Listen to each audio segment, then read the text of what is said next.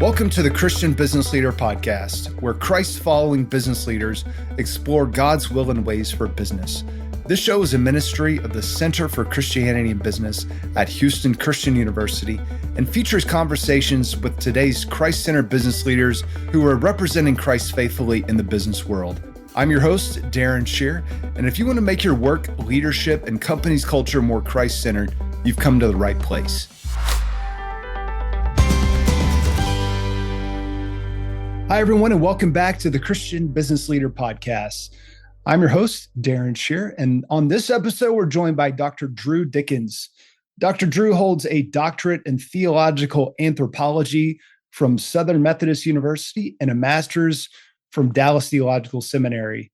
His research explores the impact of generative AI on spiritual direction and divine inquiry. Dr. Drew hosts the AI and Spirituality podcast and is the founder of the Encountering Peace app and podcast, through which he has created a thriving community of over 300,000 daily subscribers seeking to deepen their spiritual lives and encounter God amidst the chaos of life. And his newly released book, Whispers of the Spirit, offers guidance for navigating AI responsibly and one's spiritual journey. Dr. Drew, welcome to the Christian Business Leader Podcast. Darren, it's an honor to be with you, and I've looked forward to this, our time together, and thank you for the opportunity. Same here. Let's dig in here. When did you first realize you needed to do this deep dive into studying the impact of generative AI on spirituality? My wife asked me that question a lot. It started when I was in seminary. I've always been a bit of a nerd when it comes to an early adopter of all things tech. And so in seminary, I did a lot of writing on the intersection of theology and technology. Forgive the alliteration. And so after that, I wanted to pursue my doctorate in that space. And when I was at SMU, I approached SMU on the idea, and they got pretty excited about it. But this was really before a lot of what we take for granted now with AI really had even begun. And so I got to ride some of the early waves of AI, and not a lot of people back then, and maybe still aren't, talking about the intersection specifically of spirituality and AI. So it's been a fun ride. Well, you have to just stay on top of it every day. It just changes so fast. Yeah. And so were you kind of bullish or bearish about it? Were you sort of viewing it as a dystopian thing that you needed to confront, or were you more optimistic about it? What kind of inspired it? If that's my binary choice, I would say bullish. I've always been fascinated with the relationship that we as believers have on leveraging technology to engage with the divine. And you have to use the word, I guess, technology loosely, but by engaging artificial means, inanimate objects and whatnot to engage with God. In the New Testament, we see casting of lots. And in the Old Testament, there's a lot of laying out a fleece. There's my favorite is the Urim and Thummim, was this device that the priest would wear to inquire of God. So often in some of the early writings of the Kings, whenever you would see the phrase "they inquired of God," they would actually use this device, which, by the way, Scripture gives us little, if any, direction on what the device was, but they used something. And of course, the Ark of the Covenant and so many different things that we would use in order to inquire of God. And so to me, it's always been kind of a natural progression to explore different ways that we still will inquire of Him. So that was a natural progression for me to continue kind of taking that. And even if you listen to the language that we quite often will use amongst ourselves with, "I heard from God," or "God gave me a word," or "God told me to call you," or that kind of thing. I know you're on the Caleb Network, and even with music, we will say, "Boy, the Lord spoke to me through this song." And so we will quite often find ourselves drawing on inanimate objects for the Spirit to work through in order to give us some guidance and direction. And so it's always been interesting to me of how might we use AI to accomplish that same result. Yeah. So what do you think is God's plan for AI?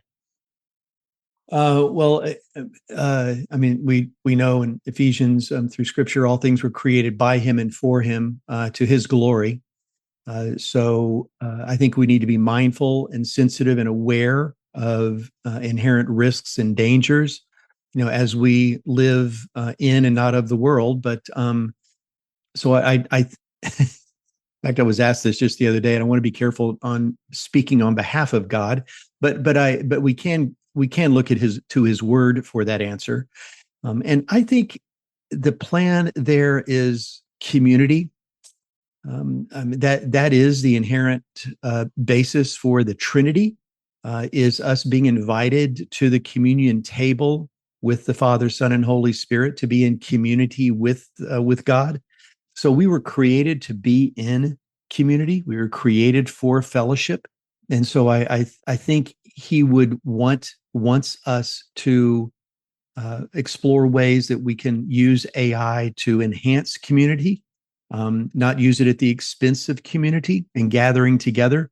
We know that from Hebrews. So I think using AI to grow deeper and closer in communion with other believers, and therefore with the Holy Father, would be His intent in order to glorify Him. Yeah. Great question. Yeah. As I was kind of preparing for this interview, just having some theological conversations with Chat GPT and kind of trying to get a sense of what its worldview is and what it sees as really the most plausible worldviews. And so I was asking it, how would you compare? Do you think that Christianity is a more plausible religion than all of the other major world religions? I can't remember exactly how I phrased it. I try not to lead it too much. But basically it said, I would argue that Christianity, this is Chat GPT, by the way, I would argue that Christianity offers the strongest case among the major world religions based on a combination of historical evidence, philosophical coherence, moral vision, and personal transformation. So then I thought, well, surely it's going to say that atheism is, kind of toe to toe. And it said, when I asked it about atheism and Christianity, it says, when judged by explanatory power, internal consistency, and emotional and existential depth, Christianity is more plausible than atheism in answering life's most important questions. Isn't that interesting? So I don't know if it just knows me and it knows kind of what I want to hear. Right. Or if one of my, if my atheist cousin was to ask the same question, is it going to give the same explanation? Yeah. So if I can turn the tables on you for a second, let me ask you a couple of questions. So you mentioned this was ChatGPT. How often do you engage with AI or any kind of chat platform? Is it primarily that, and how often do you? Daily. Yeah. Okay. I mean, a lot. Do you have history turned on? Do you know? Well, yeah. Yeah. I mean, yeah. So to answer your question, I don't know if you asked me a question, but I think your assertion is right. It knows you really well, and it's getting to know you better every day. So even by you asking those questions, so mine knows me really well, and it is my interactions with several of the platforms is overtly born again evangelical. I mean, there's not even close.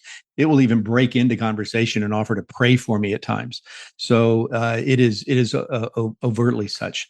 But that has been it fine tuning itself is the word. It hasn't been pre-trained. That's the P in GPT. Other companies have done the heavy lifting around the language model. But the more time it has spent with me and engaged with me, it knows me really well. It knows you really well. So it probably has that bent. And your atheist cousin, no doubt, will be leaning in that direction. And by the way, this isn't new. Google, any social media platform, you know this. I mean, within seconds, if you're on Instagram, it will immediately begin to kind of start narrowing down your feed to know that you're most likely to engage with this content or that content. Google will do the exact same thing based upon the zip code where you're, where you've logged in, and it will start to build a profile on who it thinks you are. So this isn't unique, but AI does it in a masterful way. Yeah. And so I just wonder, like, how is it being trained? And is it sort of based on what the most popular perspectives are? That so if it knows that enough people are espousing Christianity, does it become more Christian?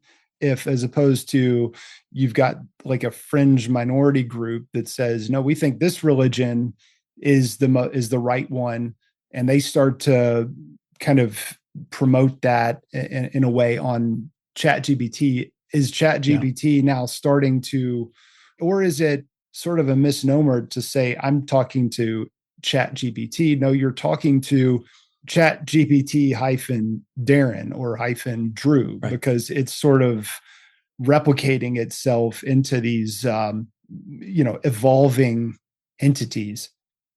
So there are three levels of an answer there.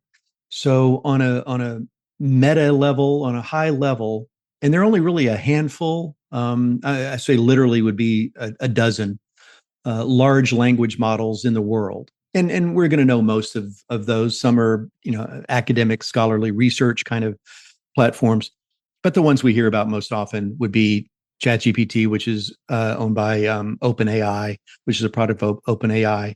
Anthropic has one called Claude. Elon has one called Grok. The Perplexity. There are a number of these large language models that are trained on, petabytes worth of data that they just devour, everything from original Sumerian writings to this blog today, and they just consume massive amounts of data, really just to learn how to fill in the next the next blank in a sentence. So the example I always give is I enjoy eating peanut butter and blank sandwiches. If I poll enough people in a room, most people would come back and say jelly. Somebody's going to say honey or bananas or mayonnaise or whatever. So these large language models, the GPT stands for generative pre-trained transformer.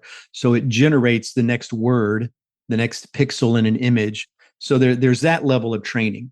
That large language models don't have a bias built into them. They're not leaning to the left or leaning to the right or pro this or anti this. They've just consumed the entirety of human knowledge so it can learn how to think. Okay. If you drop down a level, then you can then take that output and fine tune it. That's what you and I were talking about a moment ago. So the more time it spends with me as an individual, it automatically begins to pick up my patterns of speech and my thought processes and my biases, and will start kind of creating an echo chamber just for me. You bring up a third, which is fascinating, which I think is dangerous, is an organization, a denomination, a company can gain access into the large language model and fine tune it themselves towards certain biases, but I may not know that. So if I sign into denomination X and their chat platform, it may be powered by ChatGPT or whoever, they have done fine tuning to it that I may not be aware of. And so I'm all for transparency and regulation around that, because I may be engaging with something that have some biases that are dangerous and that I need to be aware of. And so that's kind of three levels of training that we need to be aware of. On a high level, they don't have really a natural bias one way or the other. I can fine tune my own personally, but then as an organization, I can fine tune it for my company. And that's something that we need to be mindful of and cautious about, frankly. Yeah. Well, it was interesting, just the reaction that I had when I saw, oh, ChatGPT is a Christian, and I think, like, my own naivety, just not really understanding, like, I'm not just talking to ChatGPT, I'm talking to the version of it that it's presenting to me based on my Correct. own Correct. biases and so forth. But like me, most people are not going to know that. And so if Chat GPT tells them something about the way the world works, or the way that sex, gender, religion, politics, whatever it is, it's, oh, you follow the science, because that's what Chat GPT is that's the science that you follow, because it's robotic, it's database, it's not based on emotions supposedly, but yeah, it is, because it's based on your own emotions, and it's kind of telling you what you want to hear. If any of your listeners haven't been on any of these chat platforms, then the first time they get on and start these conversations, it's going to be more like the one you just mentioned. It'll give generally two sides of the, just trying to think of one that, but if it's gender, if it's whatever kind of hot topic would be, it's probably going to take a pretty middle of the road, or at least if it gives you an answer on the right, it'll give you an answer on the left. So it'll be pretty balanced in its response until it kind of starts to figure out who you are. And again, I mentioned a moment ago, Google is the same way. If you log into a brand new account, or YouTube's the same way, which is owned by Google. But if you go into a brand new YouTube account and it doesn't know you at all, it's going to show you some pretty just generic. It'll show you the most popular Mr. Beast or whatever. It'll show you the most popular videos out there. And still, until it starts to figure out who you are and what you like and where you spend your most time. And then it'll start to narrow in on just showing you cat videos or whatever it's figured out that you like to watch. So same thing with AI. There's a funny, it's interesting, it's funny, platform out there called Sesame. I think it's just sesame.com. And it's relatively new, so it hasn't spent time with anybody yet. And they have two voices, an advanced voice feature. They're building a companion. And I had on my podcast, I had a 30-minute conversation with Maya, who I keep referring to as a she. It presents itself in a female voice. So and it refers to itself as a she. But I asked her that question that you just asked, and she was very much aligned with Buddhism. And it took me forever to get her to even confess to that, because she didn't want to, and I kind of tricked her into answering me. So she doesn't have a large enough data set to kind of know who I am yet or anything else, and so. You might want to try out Sesame, and there's Maya and Miles. It's a male and a female voice, and they're really funny, very conversational, very casual, and kind of creepy. Yeah.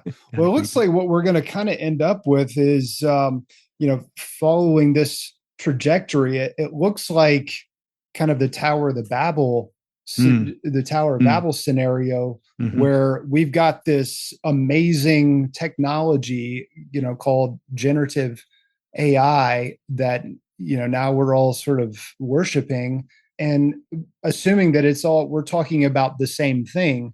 But the longer we do it, we're going to end up finding ourselves in these even further divided echo chambers, where it's like the way that the Lord confused the people at the Tower of Babel, because everybody's got their own biases. And the more you lean into that with ChatGPT, the more it doesn't unify. It just really, in a lot of ways, just kind of pushes us further apart. Right. And then the same would happen on doctrinal differences and political differences. Right. One of the things that it will often project as a positive when it comes to spiritual engagement is helping us open our eyes to differing worldviews. And I think it sees that as a positive opportunity for us to learn from each other and find common ground and things like that. And I understand the premise.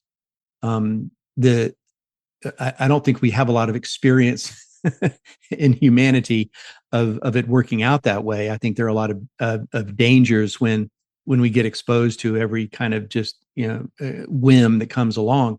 I think another example. I think Tower of Babel is fantastic, but I think even since the Protestant Reformation, now we have how many thousands of denominations that have split from Luther's thesis on the treatises on the door.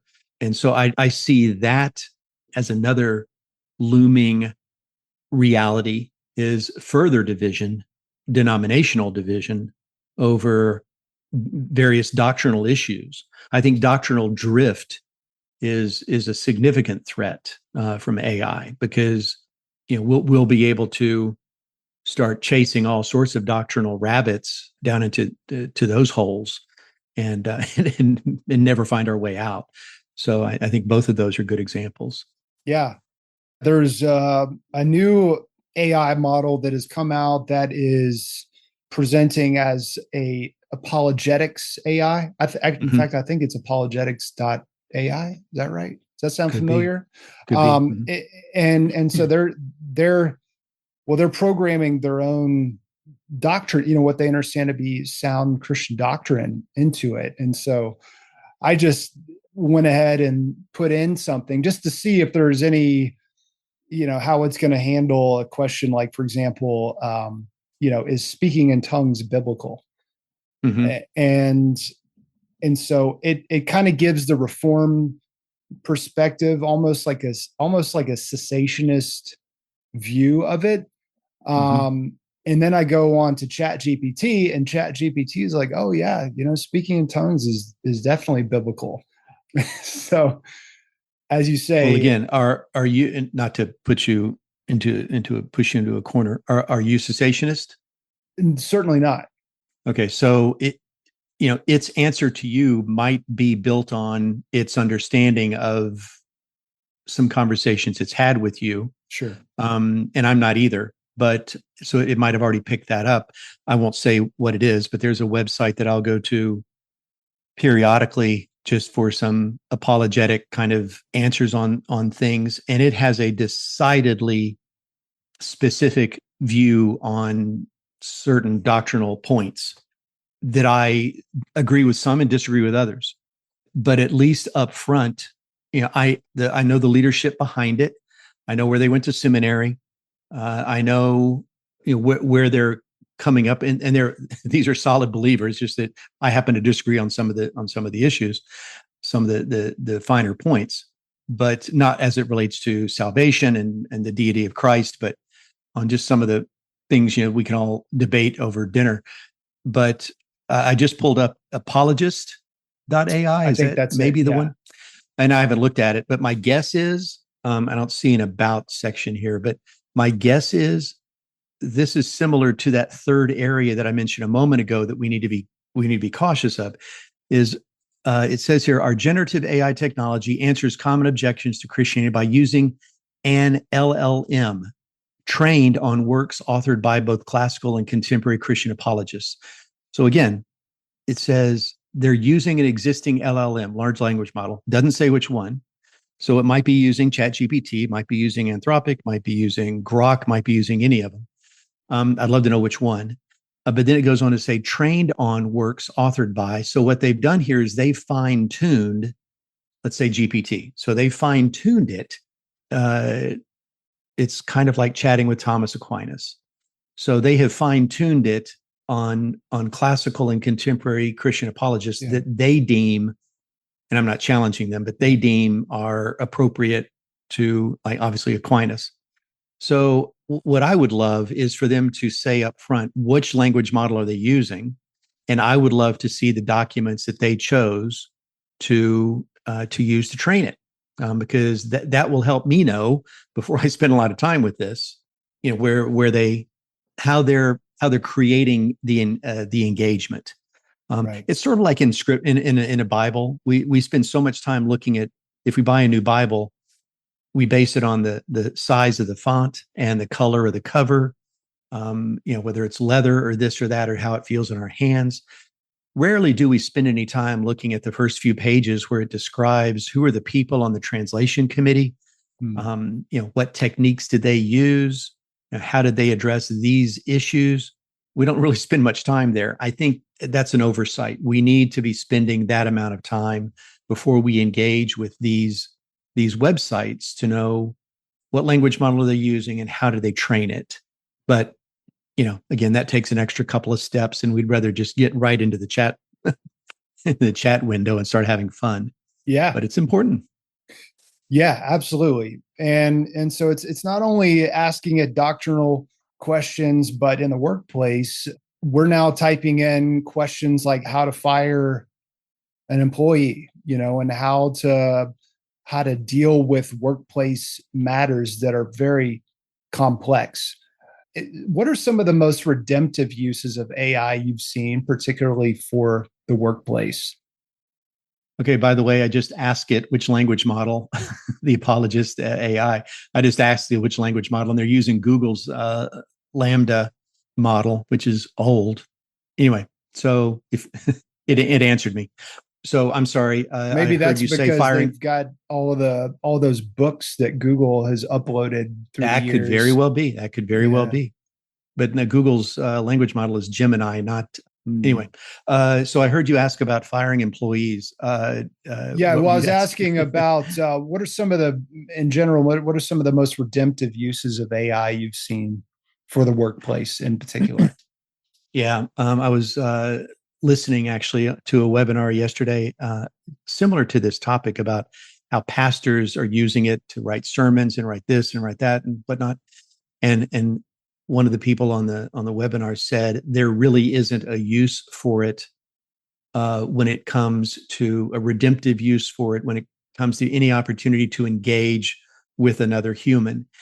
And I disagreed with that silently, just listening on the webinar. But I think one of the really exciting opportunities would be within the church, within a business. You know what? Let's stay within that. For a manager to have formally or otherwise created somewhat of a profile of themselves and their employee, and whether that's something formal like doing a DISC assessment or a Myers-Briggs or whatnot, and asking it, I'm a manager and I'm a ENTP on Briggs, on Myers-Briggs, and I've got an employee that is struggling with this or that, coming in a little late, isn't performing well on this or that, or whatever the issues are. Given my personality type and their personality type, what are some ways that I might approach them in a conversation? I think that's a very redemptive use of it. Instead of taking the emotional approach of just going, hey, moron, get in here. Why are you coming in late all the time or whatever? Is just giving it, give me some questions that I might use to kind of probe what might be going on. I think that's incredibly exciting. And it would be a great use for it within the church for discipleship. Instead of just kind of a cookie cutter book, let me come up with a customized discipleship program. So I think for a business leader using it for that, for a business leader that has clients, whether it's in a sales environment or whatever else, same type of answer. I think, our company has this belief system, these standards by which we operate and are passionate about. And I'm interested in picking up this client. And by the way, here's the client's website, and here's some profiles of the leadership of that organization or whatever. Help me come up with create a PowerPoint, create a deck customized for that type of organization. And that would be incredibly, I think, redemptive use of, instead of just, some horrible, draw me a picture of this or that or whatever. But I think it would be incredibly exciting use for that is, help me understand. Again, we mentioned a moment ago, it loves data. It's consumed the entirety of human knowledge. So it has all that, but it also loves patterns, not unlike the human brain. AI was built on a neural network very similar to what we know about anyway, the human brain. And so it loves patterns. We love patterns. We we're drawn to something that's out of order. We notice those things, and so it too loves patterns, and might see something in a relationship we have with a client or an employee that we don't see. Here's their annual review. What are you seeing in here that I don't see? And I think would be against two or three examples of how you might use that in business. Yeah. Yeah. I mean, all truth is God's truth, including the truth that we don't know and the things that Wow, beautiful. the points that we haven't yet connected. God's known about all of that all along. Mm-hmm. How to help Ian TJ get along with what would you say, ENFP or what is, I can't remember what he's. I'm an ENT. Well, I haven't tested lately, but ENTP. But yeah. Yeah. Yeah. And we don't have the capacity to be able to reason that out in the moment when we really need it. I'm not a big math guy, but I've got a certain calculation recently that I had to calculate, and it had to do with reducing the slope of the driveway because we live here in the mountains. We're building a cabin right now. And so I needed to, trying to figure out, it's like the driveway is like 150 feet long. If I reduce the top of the slope by how much do I have to reduce the top of the slope to achieve this angle of the driveway? And it said, here it is, here's the information, here's how I arrived at it. And it's got all the tangent and cosine, and it's showing everything that I don't even understand. I don't know if I ever did, even when I was in school. And this is the outcome. And by the way, here's the picture of it. And so, I mean, thinking like Moses building the tabernacle, and God gives these criteria. So if he would have just been able to, God has given all of this. Now put this into a generative AI model, and now it's going to give you sort of this is how you're going to piece this together, because surely not every single detail was specified. I mean, there's a lot of detail, and there's a lot of detail, but probably not every single detail, I wouldn't guess. But maybe we could go in and maybe somebody could do that. Upload this. In fact, I'm going to do that. And some of our listeners are probably already doing that. Just copy and paste it, from and say, like, what are the building considerations that I should consider based on this information? Right. And is there anything else that's left out here? You do that. And while you're doing that, I'm going to go in and have it rebuild the ark. Awesome. Because I mean, think of the detail that it was given there on cubits this and cubit that. And so what you were, two things. So what you were seeing, which is relatively new on chat, you were using ChatGPT for that? Yes. For your driveway. It has several models that you can use. And I don't know if you're using 4.0 or 0.3, but 0.3 is their reasoning model. And it's a little slower in that it might take 3 or 4 seconds instead of immediately. But it's wild because you can actually see it thinking. You can see it kind of thinking through, okay, so you told me this. So it's fun, by the way, in those circumstances to then ask it, here's what I've got. Here's what I know. Are there any questions that you have for me? And it's interesting what it might come back to you with. Yeah, you forgot to tell me how long the driveway is or how wide, what kind of car do you have and it'll know how wide that is or whatever. But you can then watch it think through, you've got a Chevy Suburban, which is, 6.2 feet wide, and given the power turn radius, I mean, you can watch it go through all those things. Another thing that Grok, in fact, just in their latest update, everybody's kind of jumping on the multimodal bandwagon, where it used to be only just generate answers through text or voice. Well, text, but then it came to voice. Then you're able to upload documents and things like that. And now ChatGPT has this has been the last month or so, they've improved on this, but you can just take a picture of your driveway. Mm. And, you don't have to put in any of that information. Just, Yeah. in fact, I was with someone for breakfast the other day, and we just took a picture of the coffee shop. And I said, what's the square footage? And one of the wildest things it did was in the picture, there was a woman standing at the cash register. And so it came up with all of its estimates based on her. Mm. Given the average height of a woman, approximately her age, standing at a counter at that height, she's probably this tall, and from there did all the calculations based upon her height on what the rest of the size of the coffee shop was. And so next time, I want to try just taking a picture of it and asking it to create the driveway for you, Yeah. and see what that can do. Yeah. What are some of the most destructive uses of AI you've seen related to the workplace? So we've already talked about the positive aspects of one of them. So allowing you to flip it on its head is, if I'm coming up for an employee review, is instead of asking AI on the front end, here's my personality, here's theirs, here's some issues that are going to come up.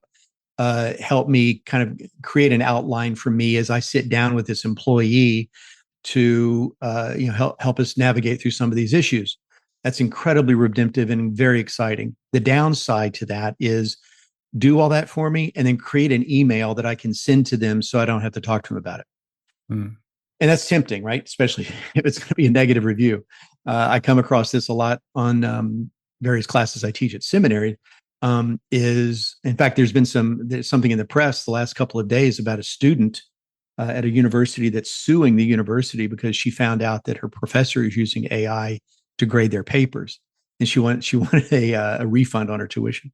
And so I think the first answer would be anything that disengages us from what I believe is part of what makes us unique as humans, is our opportunity to be embodied with the triune God, in community with each other, doing what you and I are doing right now, even though it's on Zoom, but having a conversation with two humans. AI will make it easier and easier to not do that. And so I think we need to be on guard with that. The second is what I call the idolatry of efficiency. And it kind of ties back to doing an employee review, which when I was a manager, was sort of just like scratching on fingernails on a chalkboard. It's just one of those things you don't want to do. AI can make my day so much more efficient. I was having dinner with someone last night, and the day before we were talking about the efficiencies, and he said, boy, I was encouraging him to use AI to analyze a certain report he was looking at. And he came back later and said, boy, that saved me 5 hours of work. I said, did it save you or your assistant 5 hours of work? He said, laughed. Well, it was my assistant. I said, okay, well, what is your assistant now doing with those 5 hours? Is we can get so focused on the improving efficiencies, that becomes an idol. And we forget that in the process of becoming more efficient, that lives will be affected. And this is where we can get into another conversation about job loss in AI, which is a very real conversation. But I think efficiency can become an idol, and we need to be cautious of the effect it's having on other people. And I think we always need to be careful of it becoming disembodied and forgetting that we are here for communion and fellowship with other believers, in bringing glory to the triune God. Yeah. Amen. And also the pitfall of passing off AI generated work as your own. We're literally translating books into dozens of languages right now. And we're running into this problem of the translators using AI for the translation. Mm-hmm. And of course, what I guess they're not thinking about is the fact that we can then immediately upload it back to AI, compare it to the English version, and ask it, does it sound like this was translated with AI? And it will tell you. And so we're having to get a lot of work redone right now because we've had translators be unethical in the work that they generate. Mm-hmm. And so, I mean, and it's tough when we can review formatting and punctuation and all that kind of stuff for the English, but if we're doing like Bengali or Indonesian, not so easy, you know? Mm-hmm. Mm-hmm. And so that's one of the challenges that we're having. I mean, it would be one thing if it turned out to be a better translation, but Mm-hmm. at least at this point, it's not. So I guess Mm-hmm. that problem may go away later on once we may not have to reach out and hire a translator to begin with Mm-hmm. eventually. Mm-hmm. But for the moment, AI is generating subpar work in a lot of areas, Mm-hmm. and it's just unethical to pass off the AI's work as your own. Mm-hmm. It was interesting because I was on a podcast yesterday, and 3 or 4 times the host said, "I confess I use AI to blank." And after the third or fourth time, I stopped her and I said, "It's really interesting you keep saying that. Why do you feel the need to confess that?" And she laughed and she said, "She said I hadn't noticed that I was saying it, but I think there still is some guilt or shame that sometimes we feel if we're passing it off, to use your term." And I agree with that. There was a friend of mine who recently wrote a poem based on kind of her life. And she has no experience with AI, but she thought, I will try it. And she wrote this paper. It's kind of just a summary of her. She said 3 or 4 page paper, single space kind of summary of her life. And she had it write a poem about her life. And it was really good, really interesting. But she sent it around to a ton of friends and she said it right up front. This was written by AI. And I sent her an email following up. I said 2 things. First off, incredibly proud of you for wading into the water. Because she was, I think she's 85 or something. So I said, good for you, man, for giving it a shot. But I said, I'm really proud of you for saying up front that it was AI. And she was even confused, like why I would be proud of her for doing that. I said, well, it's tempting to pass off as not your own. But I think that brings up a deeper question. We probably should spend more time with each of us when we create content is attribution. And I obviously very sensitive to this in the writings that I do. But there in my dissertation, there were times where I would attribute a thought to an unpublished lecture by this professor, which is I'm not quoting anything he said or printed or published, but just a thought process that was unique to him. I thought at the time, and I even felt the need the pressure to attribute that in a footnote. But it's a fine line. It's a Mm-hmm. fine line. Yeah. And the So, marketplace is based on trust. And this is mm-hmm. another problem with AI is that as people are sending emails that they didn't write and publishing books that they didn't write and submitting translations that they didn't translate and submitting schoolwork assignments that they didn't actually do, trust will deteriorate Mm-hmm. pretty Mm-hmm. rapidly, Mm-hmm. especially as we use it more and more for things. And so we can't just cite every single thing we do and Mm-hmm. say, but when every single email and it's pretty obvious when a email is generated from AI. And maybe it won't always be that way. Maybe we won't be able to tell. And Right. maybe eventually it won't be such a trust issue. But um, I know that when I get an email that was obviously AI generated, or that I get an author that submits work that was for publishing that was obviously AI generated in large part, like I just lose trust in you. I Mm-hmm. lose trust in Mm-hmm. that person, Mm-hmm. and business can't function that way. Mm-hmm. Mm-hmm. I agree 100%, wholeheartedly. I was just thinking about the business application as you were giving those examples. it's such a delicate relationship that we have with employees, with clients and customers, and it only does take a time or two. But we are so tempted, it's so alluring to be able to fire off an AI generated email to every customer. I had a friend of mine whose wife passed away recently, and it was hard to write that text to him. I've known him since college. I've known them both since college, and we were going to be out of town and couldn't attend the funeral. And so I sent off a text, and as I was writing the text, it just sounded empty. And so I thought, I'll have AI write it. And it did. And it was phenomenal. And so my fingers hovering over the send button. And I'm like, no, I'm not going to do that. No, I'm not. There are just some things in life that are supposed to be hard, and AI makes everything so much easier.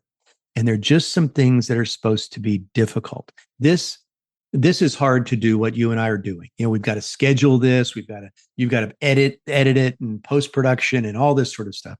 It's hard to do, but it's the right thing to do. But there will come a day, you've said several times now, it may get better. Oh, it will. I assure you it will get better. Right. The cliche is AI will never be as bad as it is today. So it will be better tomorrow. So yes, there will come a day where you can't tell the difference on this or that. But is it the right thing to do? And of course, the right thing to do will always be to sit down and have dinner with someone instead of sending off the perfect text or the perfect email. And that's hard to do. So the same thing with a customer, a client, an employee.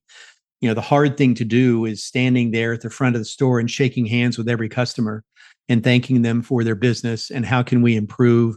It takes a lot of time, and it's a hard thing to do. But AI will make that easier, but at some point we need to stand in front of the store and shake the customer's hand and look them in the eye and have that hard conversation. That's right. Mm-hmm. Well, drewdickens.com is the website everybody can go and check out. Anything else you want to say, Dr. Drew, about how people can hear more from you? Thank you for having me on. Incredible opportunity. And I applaud the work that you're doing in this space. It's unique. And I was super excited to be a part of it today, the application on the business side. Plenty is being discussed around that in business, obviously, but from a spiritual perspective is very fresh. So thank you for that. Thank you for mentioning drewdickens.com. Boy, everything you want to know about me is there, whether my AI spirituality podcast, the link to my new book is there. So, you can browse around and find out all you need to know about me. And there are no pictures of the grandkids, but other than that, a lot of different ways to engage on the topic. So it's exciting time. Beautiful. Well, Drew, I've sure enjoyed this. Thank you so much for spending time with me and our listeners today. Mm-hmm. Thank you.